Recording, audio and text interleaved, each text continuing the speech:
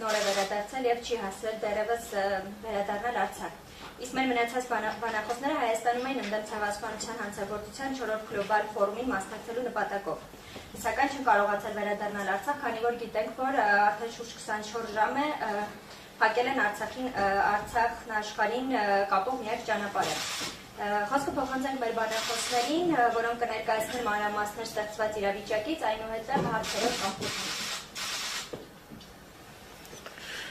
Բարև ձեզ, ողջունում եմ բոլորիդ, իսկապես շատ կարևոր ենք համարում նման միջոցառումը եւ այն, որ այսպիսի զուգադիպություն է եղել գլոբալ այդ ցեղասպանությունների կանխարգելող ֆորումը փաստորեն համընկավ եւս մի ցեղասպան գործարքի կամ քաղաքականության դրսևորման հետ։ Այսինքն ճանապարհի փակումը, միակ ճանապարհի, որը Արցախը կապում է եւ Մայր Հայաստանի եւ արտաքին աշխարհի, ինչպես նաեւ Արցախի Շուշիի շրջանի, այնինչ մնացել է Շուշիի շրջանից մի քանի գյուղ մայրաքաղաք Ստեփանակերտի հետ, փաստորեն ադրբեջանական կողմը հերթական անգամ փակել է եւ կատվածահար է փորձում անել Արցախը։ Մենք իսկապես չկարողացանք վերադառնալ, որովհետև Ֆրանսիա պաշտոնական այցից հետո ճանապարհին արդեն Գորիսում ստիպված կանգնեցինք, մեկ օր մնացինք, քանի որ ճանապարհը փակ էր, իմ գոլեգաներն էլ, ինչպես արդեն նշվել են, այստեղ էին մասնակցում են այդ կարևոր միջոցառմանը։ Ինչ ասենք, Արցախը շարունակում է մարտնչել եւ շարունակելու է, մենք բոլորս հիմա պետք է միասնական ճակատով հանդես գալ եւ օգտվելով առիթից ուզում եմ կոչ անել ողջ հայությանը, որպեսզի մենք միասնական ջանքերով ուրեմն մեր ձայնը լսելի դարձնենք միջազգային տարբեր ատյաններում։ Միջազգային հանրությանն էլ կոչ ենք անում քայլեր ձեռնարկեն եւ զսպեն Ադրբեջանի այդ հայատյաց, մարդատյաց ցեղասպան քաղաքականության դրսևորումը եւ ամեն ինչ անել, որպեսզի ճանապարհը բացվի, որովհետեւ արդեն մենք գիտենք ինչպիսի հետևանքներ կարող է դա ունենալ։ Ողջունում եմ կրկին բոլորիդ, եթե հարցեր լինի, իհարկե բոլորս կպատասխանենք։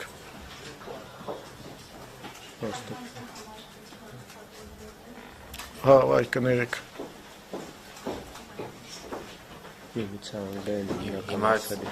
Անգլերեն, եթե անգլերեն ինի կասինք ոչինչ։ Հա, ասինքը սինխրոն չի, հա, ճիշտ է։ Այստեղ ես պետք է խոսեմ, եթե լսողներ կան, դրա համար ազատ Ոչինչ, ոչինչ։ Հիմա կարող ենք շարունակել։ Արդեն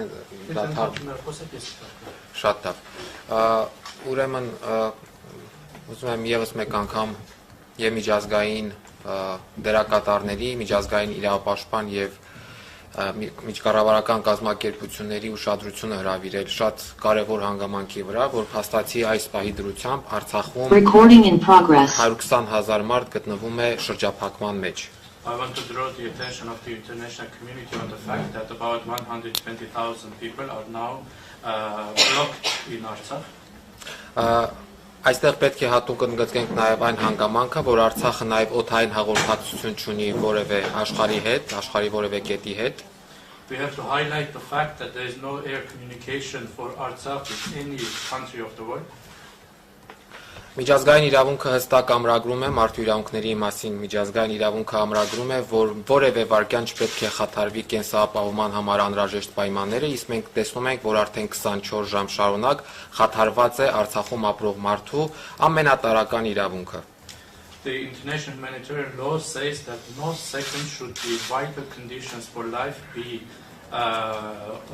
be stopped, and we can see that for 24 hours these conditions, vital conditions, have been hindered in Artsakh. Եվ դա իրականացվում է Ադրբեջանի իշխանությունների կողմից եւ անձամբ Ադրբեջանի նախագահի ուղղորդմամբ եւ նրա հրահանգներով, որովհետեւ այն թեզերը, որ շրջանառվում են իբր բնապահպանական հարցեր եւ այլը, դրանք ամբողջությամբ կեղծ են եւ կան տեղեկատվություն, որ այդ ճանապարհը փակողները հիմնականում ադրբեջանական իշխանությունների կողմից ուղղորդվողներն են, այդ թվում նաև հատուկ ծառայությունների ներկայացուցիչներ։ And this is done by the Azerbaijani authorities, by the Azerbaijani president's instructions, and the environmental pretext is completely fake. And there is information that those people who are blocking the roads are also belonging to the special services of Azerbaijan. Պետք է անդրադառնանք, թե հումանիտար ինչ հետևանքներ կարող է ունենալ եւ արդեն ինչ հետևանքներ է ունենում ադրբեջանական այս հանցավոր գործողությունը։ We have to look at the humanitarian consequences of these criminal acts of Azerbaijan.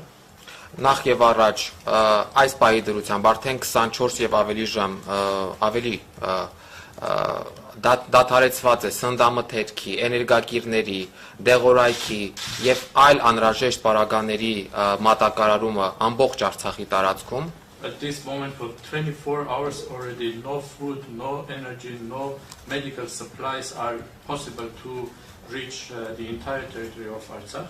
Մարդու իրավունքների պաշտպանի հաստատությունը հազանգել է ստանում, որ բժշկական հաստատություններում արկա դեղորայքային պաշարները մի քանի օրվա պաշար են եւ նման ձևով շարունակվելու դեպքում ականգնելու ենք այս հարցում շատ լուրջ խնդրի առաջ։ The Human Rights Defender's Office is receiving calls that the medical supplies in the hospitals are only enough for some days, and if this situation continues, we will face humanitarian crisis. Եվ նույնը վերաբերում է նաև սննդամթերքի մատակարարումներին եւ նաև էներգակիրների մատակարարումներին, կոնկրետ բենզինի եւ դիզվարելիքի մասին է խոսքը։ Same goes for the supplies of food and energy. We are speaking about diesel and fuel. Այլ փաստի վրա ուշադրություն հրավիրեմ 1100 մարդ այս պահի դրությամբ մնացել է ճանապարհներին ձմեռվա նման ցուրտ պայմաններում։ Other facts we have to mention that 1100 people right now are on the roads under the harsh cold conditions of winter. Այդ թվում 270 երեխաներ, որոնք որ զրկվել են իրենց ընտանիքների հետ միանալու իրավունքից, այսինքն կտրված են իրենց ընտանիքներից։ Including 270 children who are separated from their families. Ընդհանուր, եթե այս առաջնային մասը ամփոփելու լինենք, պետք է անպայման նշենք, որ սա Ադրբեջանի կողմից իրականացվող էթնիկ զտման քաղաքականության, ցեղասպանական քաղաքականության հերթական բաղադրիչն է։ And in general, we have to say that this is another component of the Azerbaijani ethnic cleansing or genocide politics.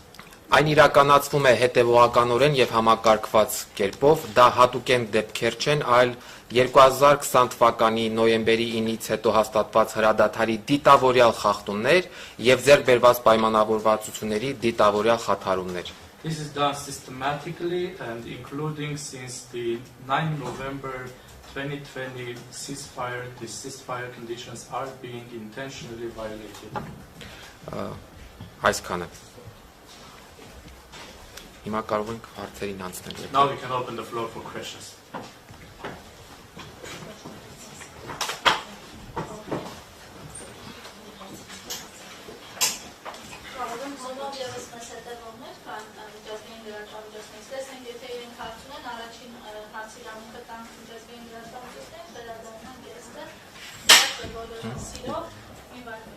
If any of our international colleagues on Zoom would have any questions, we would first give the questions to the international media that is following us on Zoom, please.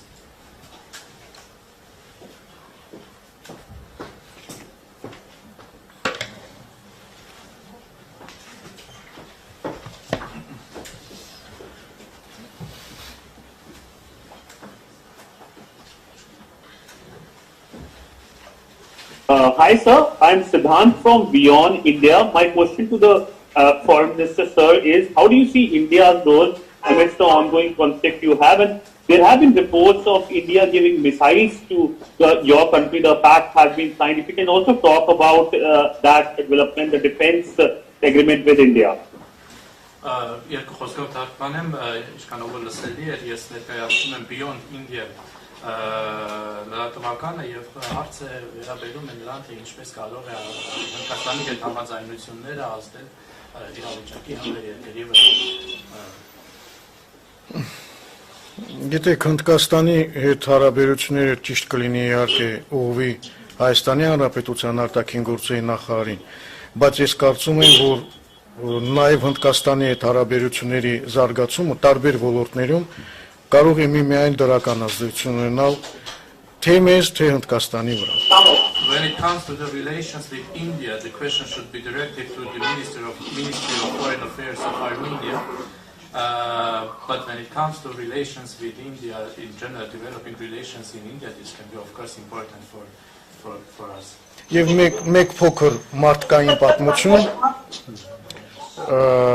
Արցախում կան ազգությամբ հնդիկներ, որոնք ամուսնացած են հայերի հետ եւ ունեն երեխաներ եւ հիմա այս պահի դրությամբ նույնպես գտնվում են շրջափակման փաստորեն Ադրբեջանի կողմից շրջափակման մեջ։ Եթե Հնդկաստանի կառավարությունը նույնպես կարծում են, որ պետք է արձագանքի, կապ չունի, որ հնդիկներ են ազգությամբ թե ոչ, առհասարակ ցանկացած մարդ, որը ուրեմն հայտնվում է նման ծանր վիճակում, պետք է ստանա միջազգային հանրության կողմից համապարփակ գնահատական եւ պաշտպանություն։ And there is one human story that I would like to bring up is that there are many Indians in Artsakh who are married to Armenians. They live in Artsakh. They are also now stuck in Artsakh. And if the Indian government or in general the entire international community should give appropriate response to such humanitarian situations.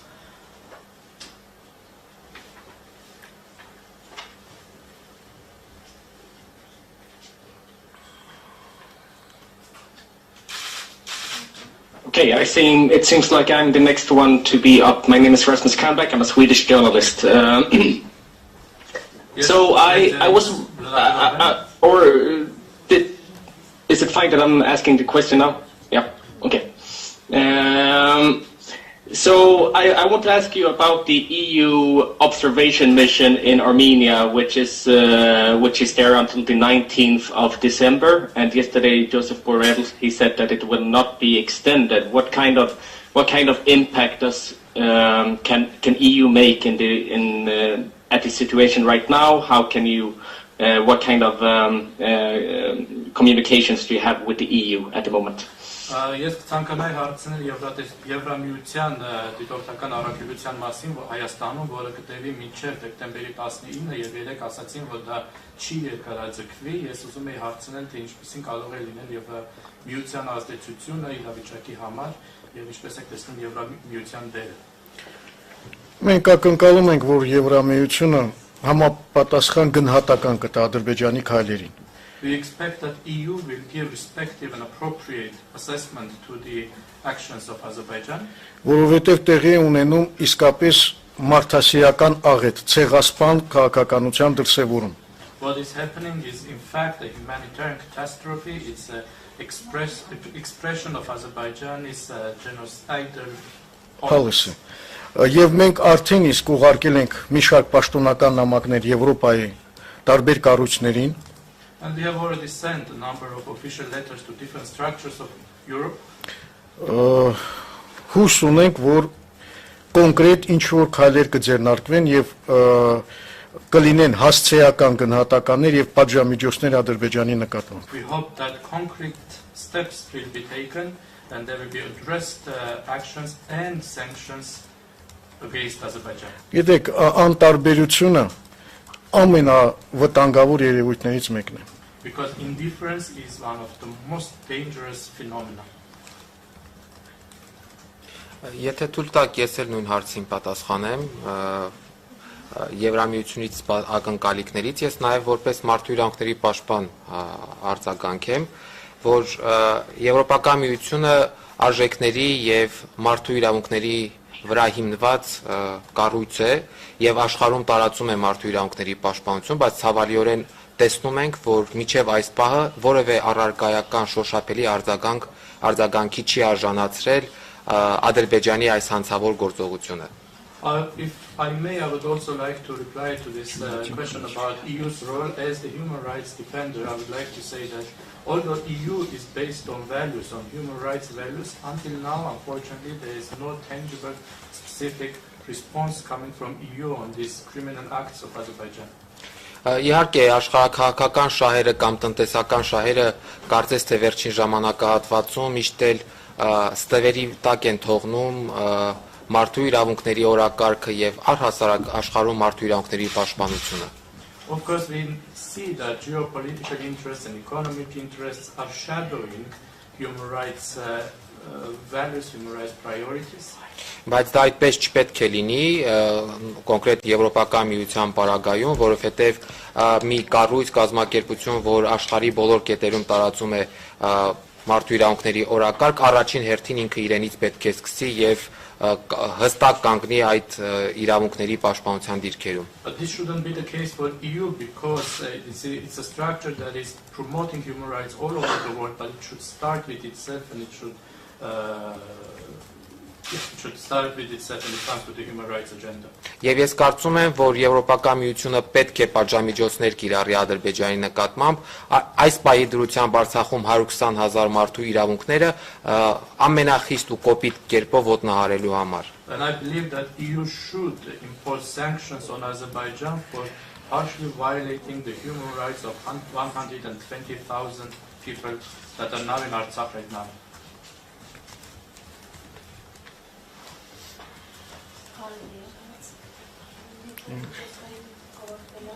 If there are no more questions from our international colleagues, we can pass the floor to the Armenian media. Hello. Yes. Hello. I don't know if you see me. Yeah. Okay. So I'm Paul Véronique, a French journalist for L'Express. I have two questions. So the first one is, do you fear that this blockade of the Lachin corridor will lead to a blockade of will lead to a total blockade of the Astract by Azerbaijan? And second question, do you fear that this is a prelude to further large-scale actions by Azerbaijan? Ես ունեմ երկու հարց, Ֆրանսիայից է հարցը ուղղվում։ Դուք կարծում եք, որ Լաչինի արգելափակումը կարող է վերածվել ամբողջ Արցախի բլոկադայի, եւ դուք կարծում եք կա մտավախություն, որ սա կարող է ավելի լայնածավալ գործողությունների սկիզբ լինել։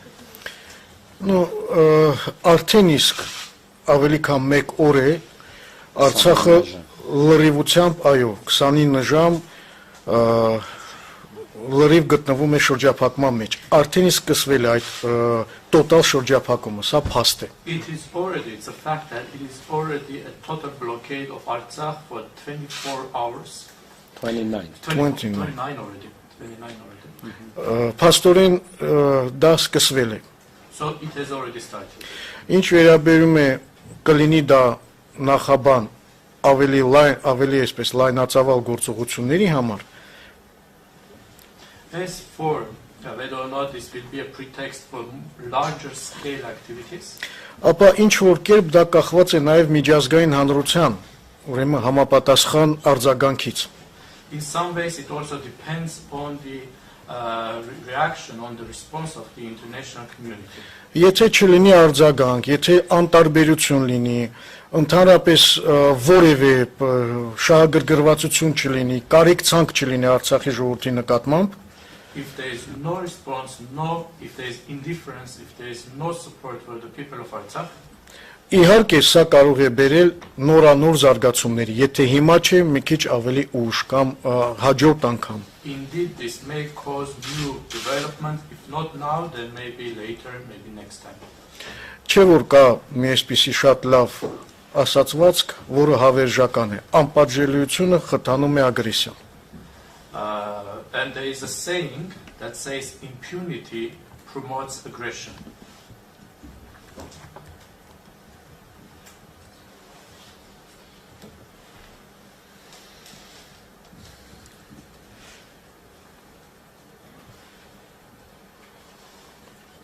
If there are no more questions, we'll move to the Armenian media. Պարոն Բաբայան, փաստորեն միջազգային հանրության այսպես ասենք անդրադառնության արդյունքում նաև ադրբեջանցիները նորանոր ուժեր են այսպես ասենք բերում բնապահպաններ ավանդական ոսկով։ Ինչ քայլերի պատրաստվում դիմել, հնարավոր է դա վերածի ինչ-որ ռազմական գործողությունների նաև ռուս խաղապահների միջնորդությամբ։ Mr. Babayan, in fact, it turns out that as a result of the indifference of the international community, Azerbaijan is involving new forces, including environmental pretext, what steps are you going to take? Սա փաստորեն այդ նախորդ հարցի շարունակությունն է։ This continues the previous question. Իհարկե, երբ որ տեսնում են անպատժելիություն, որոշ միջազգային հանրության որոշ անդամների կողմից ընդհակառակը խրախուսում, In fact, when they see indifference or even encouragement by some international actors, օրինակ նույն Թուրքիայի կողմից, չէ, for example, in Turkey, բնական է Ադրբեջանը ավելի այսպես համարձակ է դառնում եւ դիմում է այդպիսի սարսափելի քայլերի 21-րդ դարում հաստորեն սովամահի արչեւ կանգնեցնելով մի ողջ ժողովուրդ։ indeed, Azerbaijan becomes bolder and takes such horrible steps. In fact, in the 21st century, it is threatening the entire population with starvation.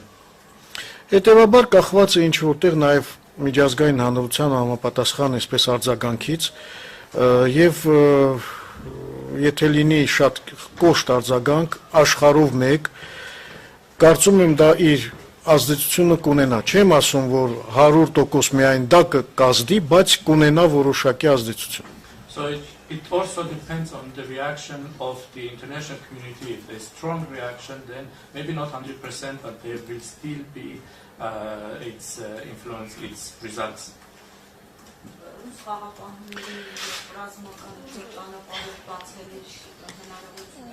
Հիմա տեսեք Do you see the opportunity of opening the road by the help of the Russian peacekeepers or by any military way? Դուք քաջատեղյակ եք որ մենք մի շարք կարևոր այսպես պատգամներ ենք ուղարկել միջազգային հանրությանը կապված խաղապահ առաքելության հետ եւ նրանց գործունեությանը You are well aware that we have sent important messages to the international community about the activities of the peacekeeper mission. Եվ հանրապետության նախագահը եւ ազգային ժողովը եւ պետնախարարը եւ արտաքին գործերի նախարարությունը եւ բոլոր համապատասխան կառույցները հետևյալ առաջարկներն են ու եթե ամփոփենք ամեն մեկը And we can summarize the suggestions, the proposals made by the president, by the state minister, by the Ministry of Foreign Affairs, National Assembly and the National Assembly. Ուրեմն մենք առաջարկել ենք որ անհրաժեշտ է նախ եւ առաջ ավելացնել խաղապահների թվականակը We have suggested that first of all the number of peacekeepers should be increased. 1980 հոգի ամբողջ երկայնքով շփման գծի տեղակայված կամ մոտակայքերում քիչ թիվ է 1980 is a very small number to be deployed along the line of contact. Այս ադրբեջանական այսպես կոչված թաթերական ներխուժման դեմ կանգնած էին ընդամենը 1-2-3 խաղապահ ուրեմն զինվոր And when this staged invasion of Azerbaijan took place, only 1, 2 or 3 peacekeeper soldiers were there standing. Երկրորդը մենք առաջարկել ենք որպիսի ռուս խաղապահները ստանան միջազգային մանդատ Secondly, we have proposed that the Russian peacekeepers receive international mandate. Որովհետև հենց ՄԱԿ-ի անվտանգության խորհրդի կողմից ցանկալի էր It would have been desired for the mandate to come from the UN Security Council.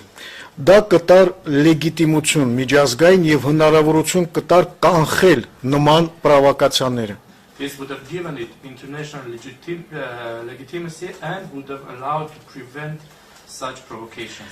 Որովհետև այդ ուժերը խաղապահներ են, նրանք չեն պարտադրում խաղաղություն, ինչպես եղել է օրինակ Կոսովոյում, այլ տեղեր։ Because these forces, they are peacekeepers, they are not imposing peace like in Kosovo or elsewhere.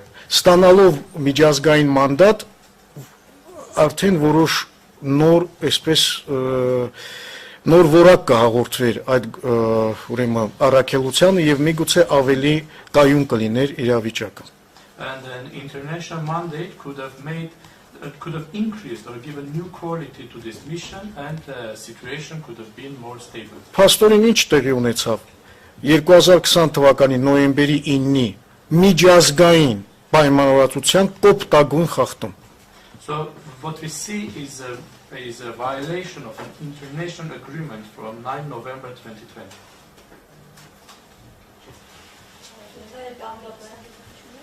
Հա, խնդրեմ գոլեգան։ Այս բանում Արցախի իշխանության եւ Ադրբեջանի միջեւ բանակցություններ ընթանում են միջանց ճանապարհը բացելու ուղղությամբ դերեն ներգրաված։ Հետո մյուս հարցը։ Right now, are there negotiations about opening the roads, and who are involved in the negotiations by the Artsakh authorities? Գիտեք, Արցախի ուրեմն իշխանությունները Արցախյան կողմ, այսպես ասենք, իհարկե շփումների մեջ է բնական ռուս խաղապահների միջոցով, որպեսզի with the help of the Russian peacekeepers, the Artsakh authorities are in touch.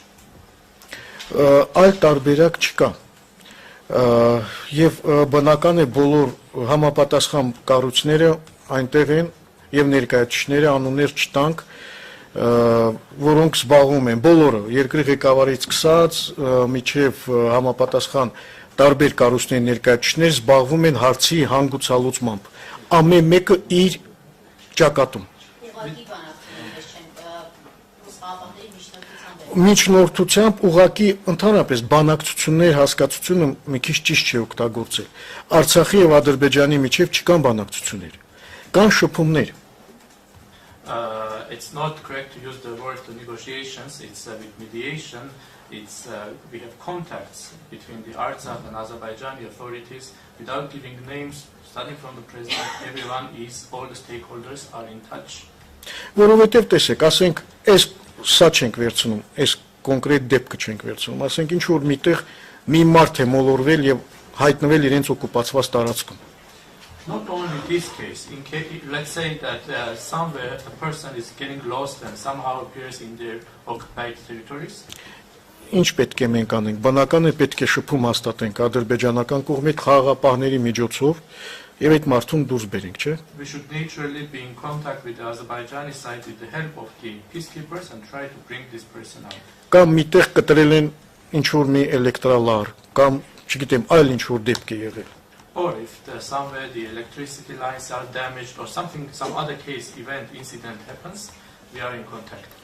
Սա է իրականությունը։ Եվ քանի որ չոքուս միշտ հաղորդած այժմ շփումների մեջ է ադրբեջանական կողմի հետ նրանք մի պահանջն են բարձրացնում պահանջական, թե այդ պահանջները են ներկայացնում նորից այդ բնապահպանական պահանջներն են։ In your contacts with the Azerbaijani side, although with mediation, are they raising the same environmental concerns or they have different concerns? Ես կարծում եմ ակնհայտ է, որ ոչ մի այսպես բնապահպանական խնդիր չկա։ I think it's obvious that there is no environmental issue. Մի հատ տեսեք այդ մարդկանց ովքեր են այդ մարդիկ։ Բանակի մարդիկ ովքեր ծառայում են Ադրբեջանի բանակում, հատուկ ծառայություններում եւ այլ բեմականացված մի ձև է, վաղը կուղարկեն, չգիտեմ, հեծանվորդների, մյուս օր արտիստների։ And when we see who are these people there, it's people who are serving in the Azerbaijani army, in the Azerbaijani special services.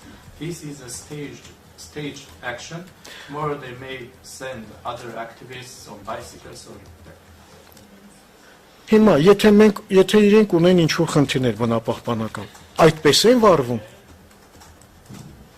If they have environmental issues inside, do they do the same?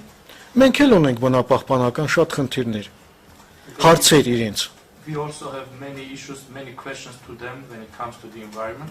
Դուք բոլորդ քաջատեղյակ եք ինչպիսի ֆոսֆորային ռումբեր են օգտագործել նա 44-օրյա պատերազմի ժամանակ։ You are all well aware what kind of phosphorus weapons have been used during the 44-day war. Այստեղ նստած են երկու մեր ուրեմն մարդու իրավունքների պաշտպանները, պարոն Բեգլարյանը պատերազմի ժամանակ, պարոն Ստեփանյանը հիմա ռեպորտներ կան, բոլորը արձանագրված են։ Եթե ուզում են հարց քննարկել, ձև կա, չէ՞ դա անելու, ոչ թե գալ փակել եւ կատվածահար անել։ Երեխաներ կան, որոնք հիվանդ են, սնունդ է պետք, դեղորայք է պետք եւ այլ, այդպես են բնապահպանական բանը փաստորեն ի հաշիվ ցեղասպանության են իրականացնում։ We have two human rights defenders sitting here, one from during the times of the war, one current, Mrs. Stepanyan and Beglarian. They can give all the facts about the weapons that have been used, environmental issues. But when they have environmental issues, paralyzing the whole population is not the right way to go, and genocidal policy is not the right way to go. Բացի դրանից, ստեղ կա մի նրբություն։ Եվս And there is one more detail here. այդ բնապահպանության պատրվակի տակ նրանք վաղը ասելու են, որ պետք է փակեն Կաշենի հանքը, բեզմետալ գործարանը, իսկ սա մեր տնտեսության ուրեմն կարևորագույն լոկոմոտիվներից մեկն է, որը իմիջիալոց բոլոր բնապահպանական նորմերը պահպանում է։ And under this environmental pretext, tomorrow they will be demanding to close the Kashen mine, which is very important for our economy and which is in fact maintaining all the environmental norms. Մի բան ես ավելացնեմ, պետք է նախ հաշվի առնել, պարոն Բաբայանն էլ նշեց, պարոն Ստեփանյանն էլ, որ բնականաբար բնապահպանական հարցերը զուտ պատրվակներ են, եւ երկրորդը, բացի նրանից, որ Կաշենի հանքը միջազգային բոլոր ստանդարտները պահպանում է, նաև Կաշենի հանքը շուրջ 20 կիլոմետր հեռավորության վրա է ադրբեջանական ամենամոտիկ բնակավայրից եւ որևէ ջրային ռեսուրսների մոտ չի գտնվում։ Հետևաբար իրականում նույնիսկ այս պատրվակը հիմնավոր պատրվակ չէ։ Այնինչ մենք հիմնավոր տարբեր խնդիրներ ունենք բարձրաձայնելու, այդ թվում բնապահպանական, այդ թվում ջրային ռեսուրսների կառավարման տեսանկյունից, որոնց պետք է ադրբեջանական կողմը պատասխան տա։ Եվ մենք շատ լավ գիտակցում ենք, որ սա ուղղակի պատրվակ է եւ ցանկացած պահի այլ պատրվակներ էլ կարող են հայտնվել եւ կիրառվել ադրբեջանական իշխանությունների կողմից։ Եվս մի հանգամանք, որը մեզ համար շատ կարևոր է, որ ներողություն։ One more thing I should also say that we all understand that naturally the environmental issue is just a pretext. The Kashen mine is actually following all the international standards. It is in fact 20 kilometers away from the closest Azerbaijani settlement. There are no water resources near it. In the meantime, we have other environmental also issues such as water resource management issues that should be raised, and the Azerbaijani side is just using this as an environmental issue as a pretext. Շատ հաջորդ հանգամանքը, որը պետք է հաշվի առնել, որ Ադրբեջանը ոչ միայն միջազգային մարդասիրական իրավունքի եւ մարդու իրավունքների միջազգային իրավունքի կոպիտ խախտումներ է թույլ տալիս, այլ նաեւ նոյեմբերի 9-ի եռակողմ հայտարարության, որտեղ հստակորեն իր պարտավորություններն են նշված այս ճանապարհի անձեռամխելիության եւ անվտանգության երաշխավորման առումով։ And next, I have to say that Azerbaijan is not only violating the international humanitarian law and the international human rights law, but it is also violating the November 9 trilateral agreement, where it is clearly saying that this road should be, the immunity of this road and the security and safety of this road. Այսքան։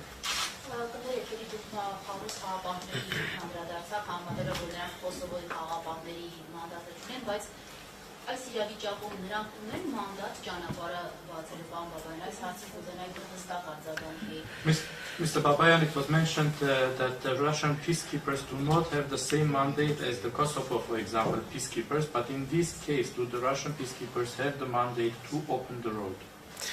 Գիտեք, Ռոզանա ջան, նախ եւ առաջ մենք պետք է մի բան հասկանանք, որ Արցախը իսկապես գոյաբանական վտանգների է արիերիսում եւ այստեղ արեմտամետ, ռուսամետ այդ բոլոր հարցերը պիտի դնենք մի կողմ։ Այս ամենակարևորը, որ ուզում եմ բոլորիդ ընդգծեմ, մենք պետք է իսկապես լինենք իմաստուն, հերիքը արդեն։ Եթե հնարավորություն կա բոլորի հետ լավ լինենք, պարտավոր ենք լավ լինենք։ Այդ մեկ, երկրորդը, իսկապես առանց ռուս խաղապահարակելության չկա Արցախի անվտանգություն։ Սա ի սկզբանե եմ ասում, հասկանում եմ ենթատեքստերը եւ այլ, դնենք մի կողմ, հիմա կանցնեմ նաեւ այդ հարցին։ Խնդրեմ։ I have to say first of all that we have to understand that Artsakh is facing an existential challenge, and therefore all the questions about pro-Russian or pro-Western should be put aside. We have to be wise, we have to be friends with all and everyone we can be, and I have to indeed say that without the Russian peacekeepers there is no security for Artsakh. Հիմա անցնենք կոնկրետ այդ խնդրին։ Now speaking specifically about this issue. Ես արդեն նշեցի, որ ռուս խաղապահները խաղապահներ են, դա նույն մանդատը ունի, ինչպես ունեցել է Կոսովոյում, Բոսնիայում եւ այլն։ Այսինքն պատժիչ միջոցներ պատժիչ այդ բաղադրիչը չունի։ I already mentioned that Russian peacekeepers are peacekeepers. They do not have the same mandate as the peacekeepers in Kosovo. They do not have the punitive component.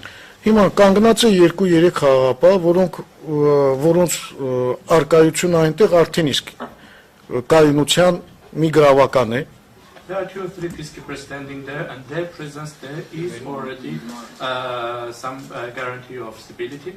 Եթե կողմերը հետևում են ուրեմն քաղաքակիրթ նորմերին։ If the sides follow civilized norms. Եթե կողմերից մեկը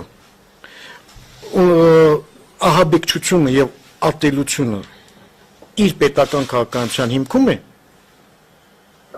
if one of the sides has terror and hatred in the basis of its state policy, նույն խաղապահները հայտնվում են ծանր վիճակում։ the same peacekeepers appear in very difficult situations. Այդ ճանապարհը անցնում է Ադրբեջանի օկուպացված տարածքով լրիվությամբ։ This road is completely going through the occupied territories by the Azerbaijanis. Կան ռուս խաղապահներ մի քանի հոգի։ And there are a few Russian peacekeepers. Հիմա գալիս է մի ամբողջ կանանցով, երեխաներով, չգիտեմ, զարդարված եւ ներխուժում են այդ տարածքը։ Then a crowd comes, women, children, like diverse crowd comes and invades this territory. Հիմա դուք եք խաղապահների տեղը ինչ եք անելու։ What would you have done if you were in the place of the peacekeepers?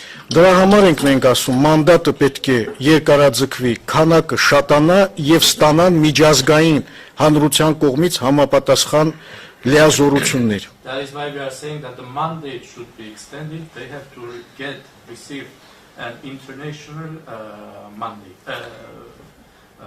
Yes.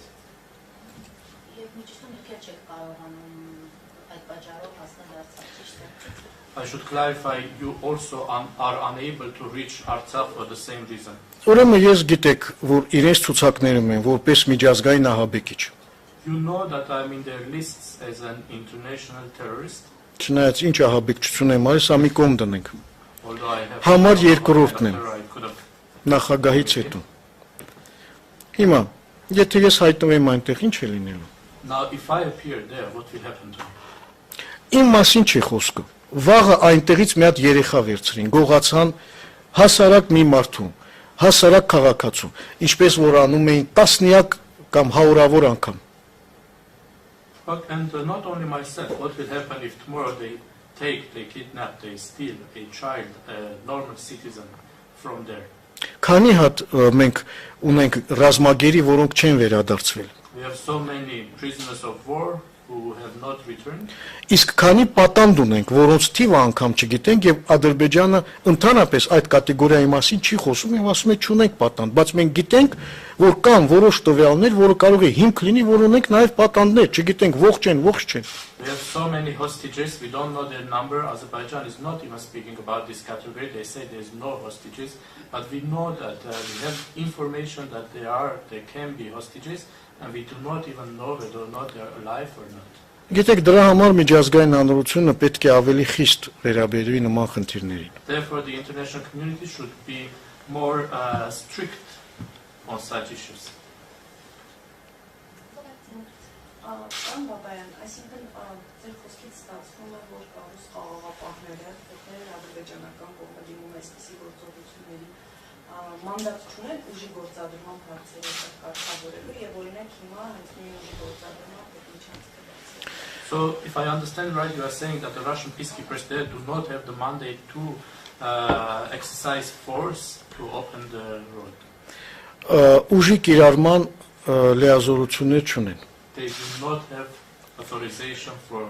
Որովհետև They do not have authorization for exercising force. Որովհետև դա կարող է, եթե համաձայնեցված չէ, նախորդ միջազգային մանդատ չկա, երկկողմ բաներ չկան, պայմանավորվածություններ։ Because if it's not pre-agreed, if there is no international mandate, if it is not bilaterally agreed, դա կարող է բերել ավելի մեծ հարցերի։ Դրա համար կարգավորվում է ամենաբարձր մակարդակով, պետական երկրի ղեկավարների մակարդակով, այս թվում է թե փոքր հարց։ if something happens, it can cause greater issues. That is why it is being regulated at the highest level, at the level of heads of states, including these small issues. Չնայած որ փոքր կարող է լինել մեկ ուրիշի համար, մեզ համար սա կյանքի եւ մահվան հարց է։ Although it can seem small for someone else, for us it's a matter of life and death.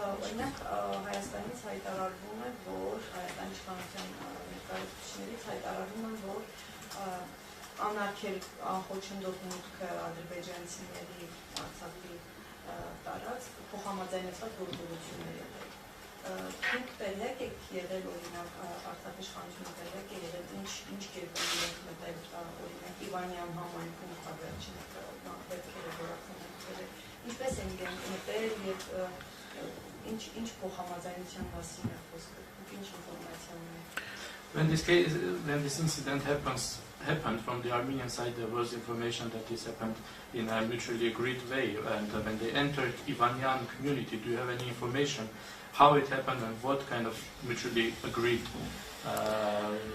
way they are speaking about?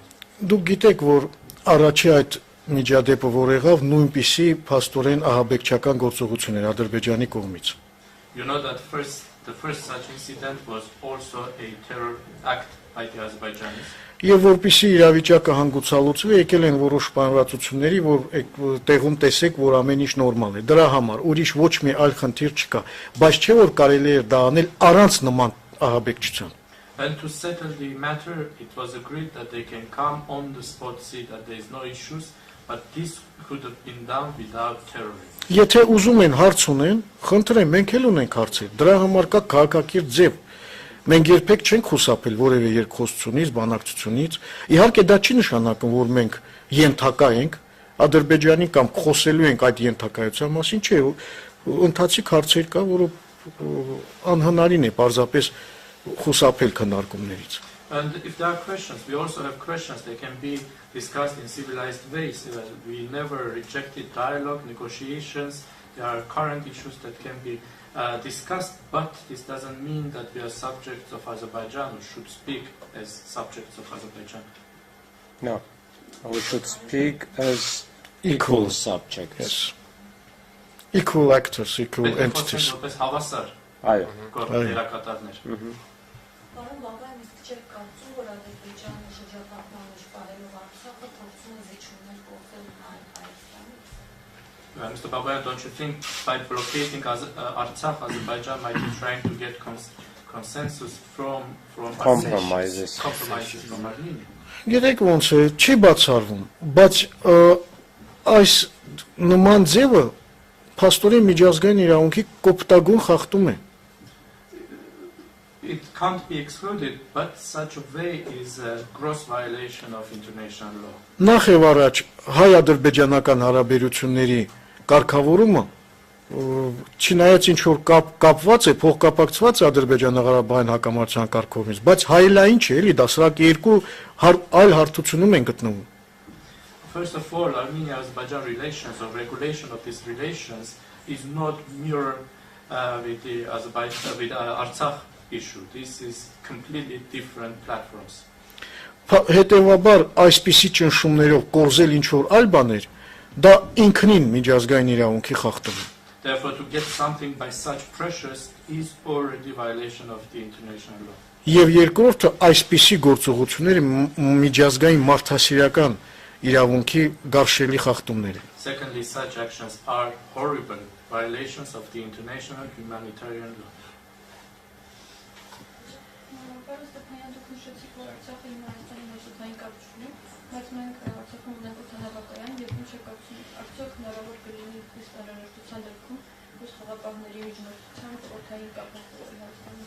Mr. Stepanyan, you said that Artsakh does not have air communication with Armenia, but we have an airport in Artsakh, and if necessary, would it be possible with the help of the Russian peacekeepers to ensure air communication? Ես հարցին այս տեսանկյունից կմոտենայի, ոչ թե հնարավոր կլինի, այլ պարտադիր պետք է լինի։ I will say not only it should be possible, but it should be mandatory. Որովհետև ամենավատ սցենարում տեսնում ենք, որ այսինքն ամբողջական բլոկադան Արցախի ժողովրդի նշանակելու է, որ արդեն իսկ նշել ենք, թե ինչ հետևանքների է հանգեցնելու։ Եվ եթե հնարավոր չէ ցամաքային կապը ապահովել, որը որ եւս պարտադիր է, ժամանակավոր լուծումներ նաև օդային ճանապարհը օգտագործելու պարտադիր պետք է կիրառվեն։ Because in the worst case scenario, which is total blockade of Artsakh, we already mentioned what could be the consequences, and if it is not possible to have land communication, which is mandatory, but if it is not for the time being possible, temporarily it should be possible to use air communication. Հատկապես հենց հումանիտար նշանակության հարցերի դեպքում առողջապահություն, բժշկական օգնություն եւ այլ եւ այլ։ Բայց especially for humanitarian matters, the healthcare and medical aid.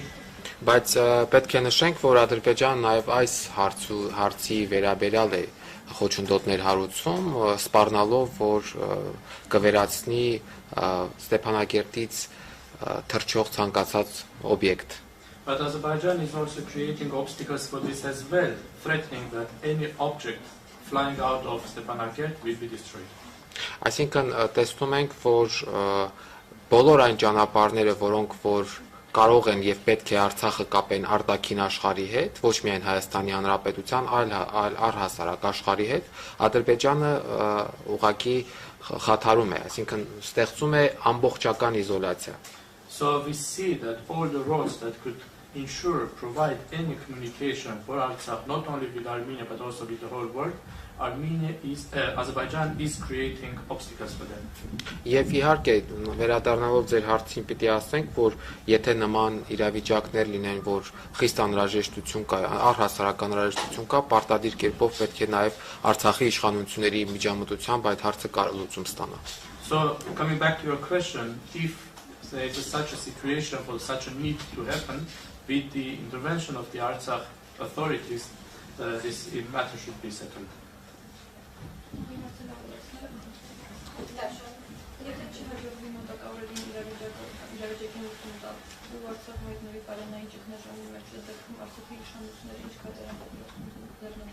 If not possible to settle the matter within the coming times, and Artsakh faces a food security issue, food crisis, what are going to be the steps?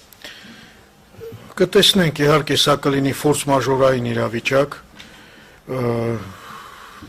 հուսով ենք, որ միջազգային հանրությունը եւ տարբեր այսպես դերակատարներ այնուամենայնիվ կանեն ամեն ինչ, որպեսզի իրավիճակը չհասնի այդ կրիտիկական պահին։ We'll see. Indeed, this will be a force majeure situation. We hope that the international community and other actors will do everything for the situation not to reach such a critical level.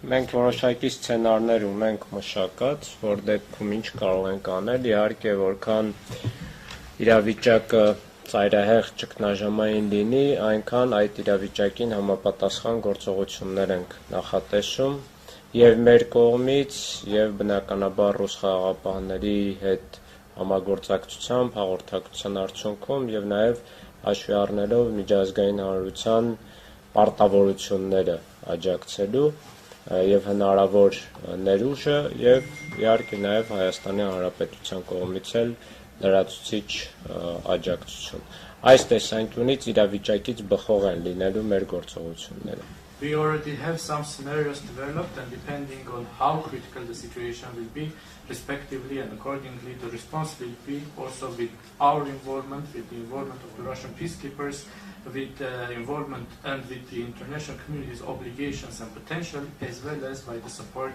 of the Republic of Armenia.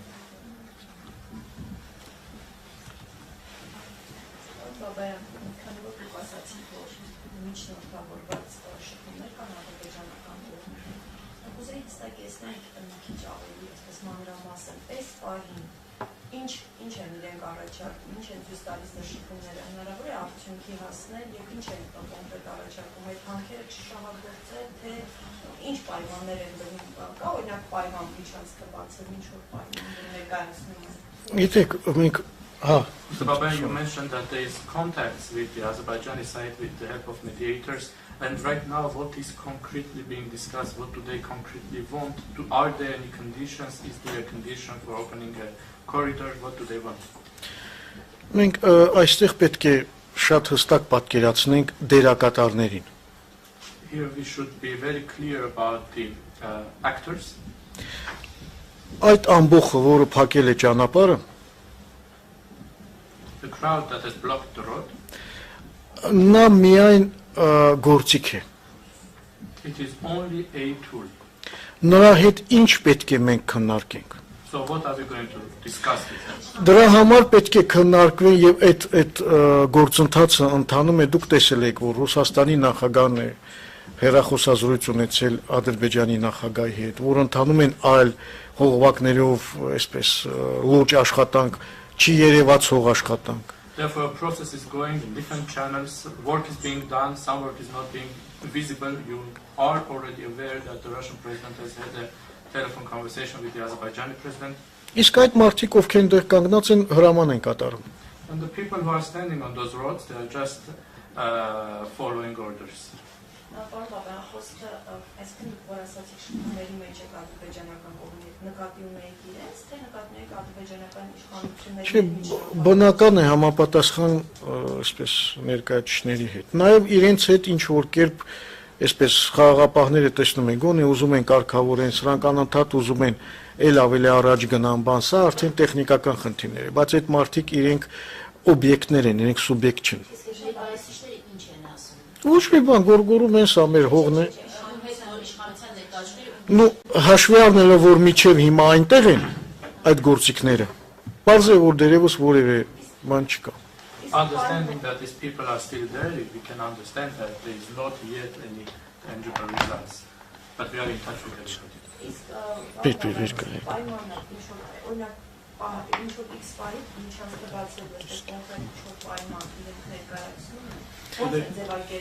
Do they put any conditions for opening the corridor at some point? How do they formulate their conditions? Այս պայդրությամբ կան ուղղակի լոզունգներ։ Right now they are just slogans. Ասում են ինչ են ասում, Ղարաբաղը մերն է, պետք է բնությունը պահպանենք, հայերը օկուպանտներ են, այսպիսի բաներ։ What they say is Karabakh is ours, Armenians are occupants, we have to Ոչ, ուղղակի սա որովհետև իրենք եկել են, որպիսի կատվածահար անեն։ Իրենք ուղղակի գործիք են։ They are just tourists, they have just come there to paralyze the region situations. Կարելի է ավելացնել նաև, որ ամեն կերպ փորձում են նաև ռուսական խաղապաններին էլ սադրեն։ Այո։ Եվ նախապայմաններից մեկը հենց կայանում է նրանով, որ ռուսական խաղապանների հրամանատարությունը ներկայան այնտեղ, ու հետևաբար ինչ որ սադրանքներ են նախապատրաստում։ I have to also add that they are doing everything to also provoke the Russian peacekeepers, and one of the conditions of theirs is that the commander of the Russian peacekeepers also goes there, so naturally they are trying to provoke. Ադրբեջանը յուրահատկությունը հետևյալն է, այնտեղ չի կարող լինել նման գործողություն առանց ամենավերևի օղակի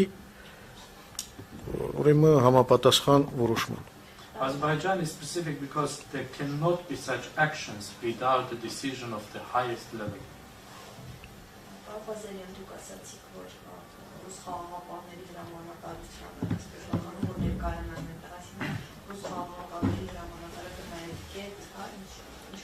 Ինչ որ մենք տեսնում ենք այս սլովակներով, տեսել եք, որ երեգել են փորձում սադրել խաղապաններին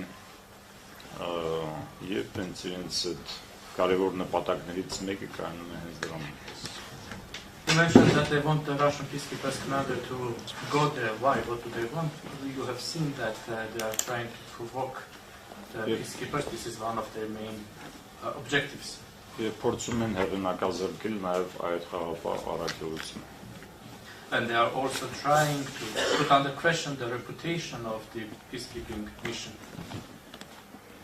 Եվ օգտագործում են տարբեր fake նորություններ, ինչ որ կանայք են դնում 2020 թվականի նկարներ, որտեղ իրենց այսպես բռնություն են ենթարկել եվրոպական որևէ երկրում, ասում են ռուսներն են արել, էս են այլ, այսինքն ամեն ինչ գնում է նաև այդ սցենարով։ They are using different fake news also. They're showing some photos from 2020, some women saying that some violence has happened towards them, Russians have done it.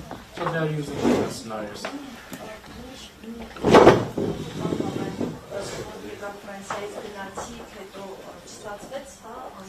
Ուրեմն մենք եկանք Կիրակի երեկոյան։ We came from France on Sunday evening.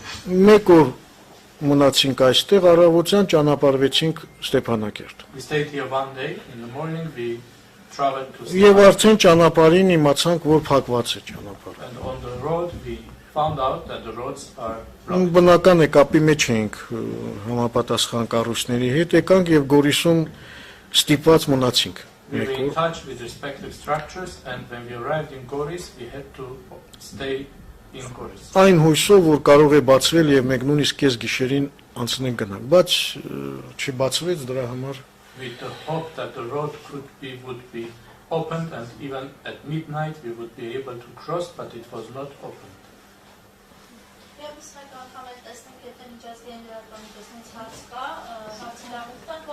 Once again, we would like to give the floor to our international media, international colleagues. If there are any questions, please ask, otherwise we can wrap up.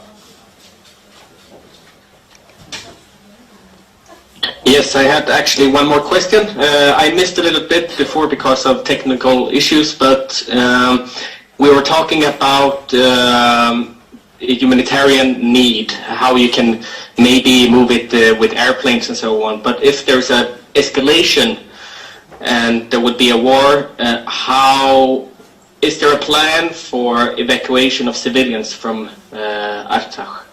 Ես եւս մեկ հարց ունեմ, կներեք տեխնիկական պատճառներով չկարողացա որոշ մասեր լսել, սակայն ցանկանում եի հարցնել, երբ դուք խոսեցիք մարդասիրական կարիքների մասին, խոսեցիք օդային հաղորդակցության մասին, սակայն եթե լինի պատերազմ, եթե լինի իրավիճակի սրացում, արդյոք կա պլան, թե ինչպես տարհանել Արցախի բնակչությանը։ Գիտեք, որպեսզի պարզ լինի ինչ պլան կա, պետք է առաջին հերթին նայենք քարտեզին։ In order to understand what the plan could be, we first have to look at the map. Ուրեմն Արցախը այս պայդրությամբ լրիվ շրջափակման մեջ է։ Right now, Artsakh is totally blocked. Նույնիսկ չկա ուրեմն օդային կապ։ Not even air communication. Որովհետև ադրբեջանցիները խփելու են մեր եւ ոչնչացնելու են օդանավերը։ Because Azerbaijanis will destroy any flying object. Եվ միակ ճանապարհը, որ կապում է Արցախը արտաքին աշխարհի հետ եւ Մայր Հայաստանի հետ, դա այդ 5 կիլոմետրանոց ուրեմն միջանցքն է եւ այդ նեղ ճանապարհը։ And the only road that connects Artsakh with Armenia and with the world is the 5-kilometer long corridor, which is a narrow road. Հիմա այդ ճանապարհն էլ է կապված։ Փակված։ And now this road is also closed. Լավ, ո՞նց տարհանենք։ Որտեղ տարհանենք։ How and where are we going to evacuate people? Դրա համար եթե Արցախում տեղի ունենա ցեղասպանություն, Therefore, if genocide happens in Artsakh, դա լինելու է մի սարսափելի, ուրեմն ինչ ասեմ, հանցագործություն, որին մասնակից է փաստորեն դառնալու, եթե միջազգային հանրությունը համապատասխան քայլեր չձեռնարկի, նաև այդ միջազգային հանրությունը խարանի պես դաջվելու է միջազգային հանրության վրա։ This will be a horrible, horrible crime to which an accomplice will also become the international community if they remain indifferent. This will be stamped on the international community. It will be a stigma, which will be forever as a mark, and qualifying the indifference and passiveness of international community. Դա պիտակ կլինի հավերժ, որը ցույց կտա միջազգային հանրության պասիվությունն ու անտարբերությունը։ Կխորհրդանշի։ Ես էլ որոշակի անդրադարձ անեմ քաղաքացիական պաշտպանությանը, Կա որոշակի պլաններ, իհարկե կառավարության կողմից հաստատվում են քաղաքացիական պաշտպանության պլաններ, բայց ինչպես պարոն Բաբայանը նշեց, պատերազմ լինելու դեպքում Արցախի ժողովուրդը ուղիղ հայտնվում է երկու այլընտրանքի առաջ, կամ ցեղասպանություն, կամ էթնիկ զտում, պետք է թողել ու հեռանալ։ So I will also speak, I will mention that when it comes to civil protection, there are some plans that are approved by the government, but as Mr. Babayan mentioned, in case of war, the Artsakh population will face only two alternatives. One is ethnic cleansing, the other one is genocide, or they will just have to leave. Երկու այլ ընտրանքներն են միջազգային իրավունքով արգելված են, համարվում են հանցագործություններ, բայց ահա այս պահի դրությամբ Արցախում ապրող մարդուն երկու այլ ընտրանքն են սպասվում։ Both alternatives are prohibited by international law. It's considered crimes, but this is what is facing all the population of Artsakh right now. Եվ սա է պատճառը, շատերը կարող են հարց տալ, բայց այդ պարագայում ինչու են մարդիկ ապրում Արցախում, ինչ են մտածում իրենց ապագայի մասին։ Ապրում են, որովհետև ապրում են իրենց հայրենիքում։ And many might ask questions in this case, why do people continue to live in Artsakh? Why don't they think about their future? And the answer is that they live there because they are living in their homeland. Որովհետև նրանք ունեն այդ իրավունքը, նրանք իրենց այդ հայրենիքում ապրելու իրավունքը ձեռք են բերել դարերով այդ հողի նկատմամբ իրենց կապվածությամբ։ They have this right, they have earned this right to live in their homeland, being for centuries tied to their lands. Եվ հենց այստեղ է առաջանում միջազգային հանրության պատասխանատվությունը պաշտպանելու Արցախի ժողովրդին ցեղասպանությունից եւ էթնիկ զտումներից։ And here comes the responsibility of the international community to protect the people of Artsakh from genocide and ethnic cleansing. Եվ ես ձեզ այս հարցի համար շատ շնորհակալ եմ, ես կուզենայի, որ դուք այս հարցը տաք նաեւ եվրոպական պաշտոնյաներին եւ այլ միջազգային դերակատարներին։ And I would like to thank you for this question very much, and I would have liked you to ask also this question to the European and other international officials. Թե ինչ կարող է լինել, ինչպես է լինելու Արցախի ժողովրդի ճակատագիրը, եթե Ադրբեջանը հերթական անգամ դիմի ագրեսիայի։ Ask the question what can be or how will be the future of the people of Artsakh if Azerbaijan goes for another aggression. Գուցե այդ ժամանակ տրամաբանությունը կգերակայի եւ միջազգային հանրությունը վերջապես պատշաճ արձագանքի կարժանացնի։ Maybe in this case logic will win, and finally the international community will respond appropriately. Շնորհակալություն։ Thank you very much. Շնորհակալություն։ Thank you very much.